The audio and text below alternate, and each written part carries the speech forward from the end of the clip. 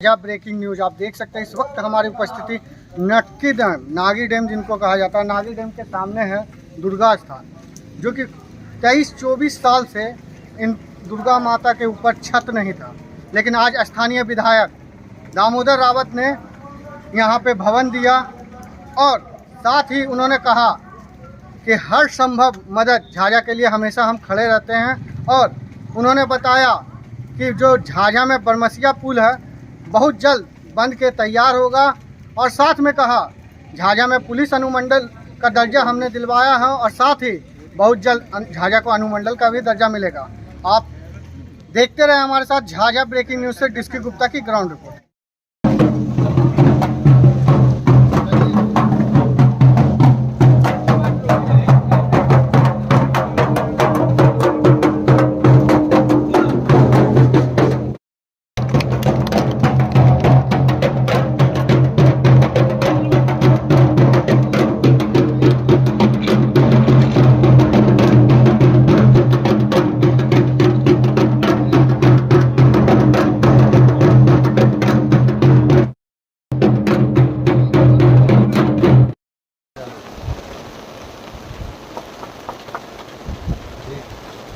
भैया किधर है वो? सीधा करिए ने। हाँ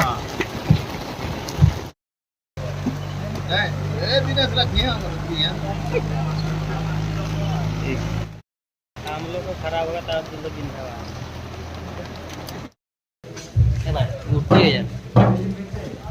आइए बनीजिए छोड़ के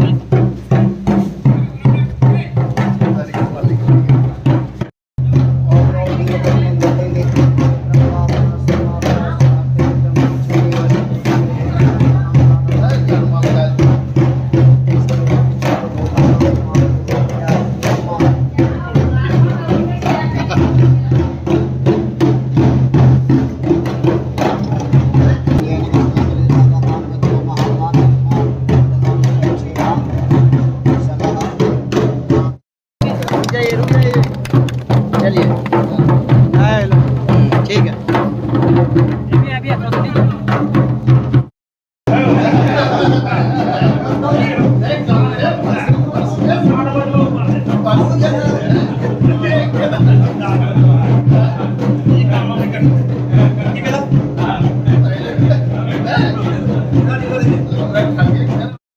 देखिए, नागी नक्की डैम के पास एक कला मंच का निर्माण मैंने अपने विधायक निधि से कराया है और उसी का उद्घाटन करने के लिए आज मैं आया।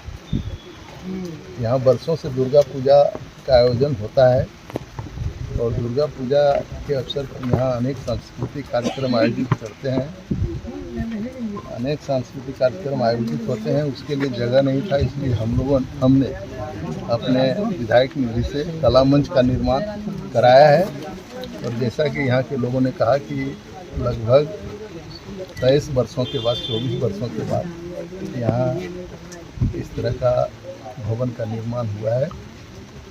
हम उम्मीद करते हैं कि इस क्षेत्र के लोग इस भवन का उपयोग करेंगे, इस मंच का उपयोग करेंगे और अपने जीवन को आगे बढ़ाएंगे। सर, नागी नक्की डैम में यहाँ के लोग आपके ही नाम से बोलते हैं, इस नाम का जो देने वाले हैं आप ही के नाम से, मगर पर्यटन के लिए अभी भी, विदेशी पर्यटन के लिए रहने के लिए अभी भी आवास नहीं है सर।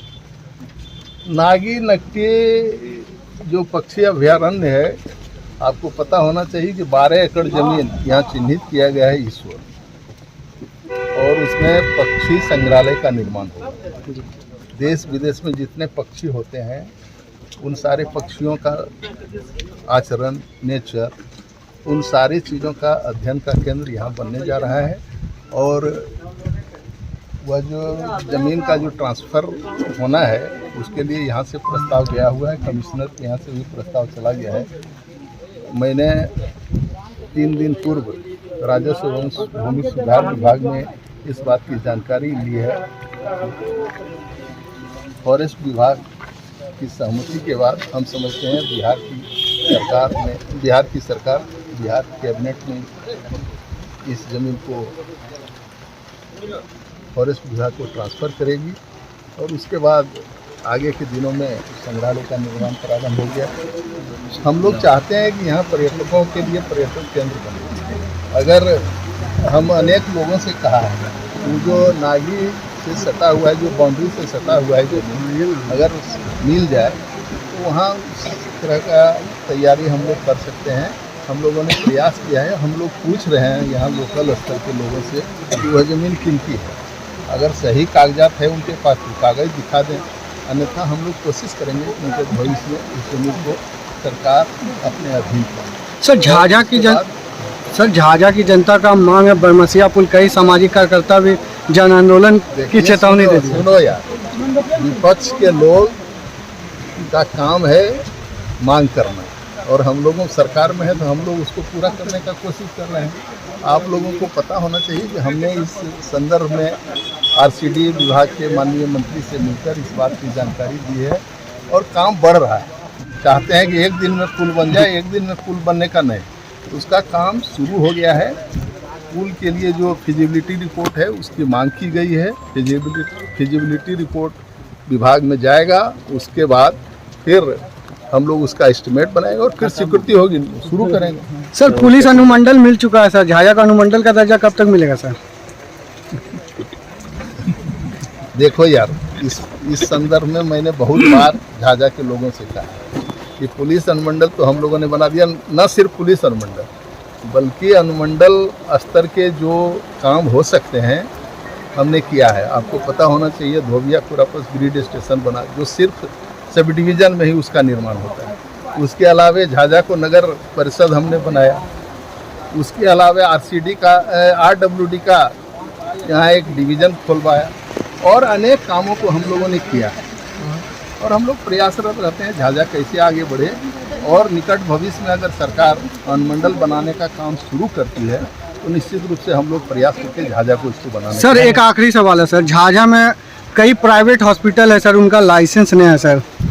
इस सीएस से इस बात की जानकारी लीजिए, इसके बारे में हमको